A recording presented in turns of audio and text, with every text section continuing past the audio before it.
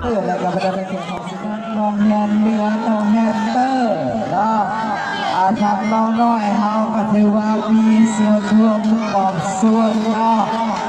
ให้ทางบ้านเฮาถือว่าเป็นสีหน้าสีตาเป็นลูกเป็นหลานเฮาเนาะ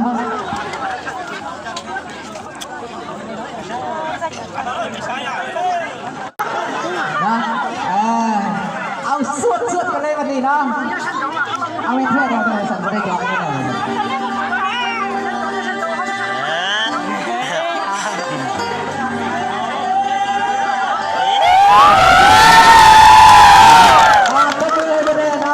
ก็เพื่อให้ท่านน้อง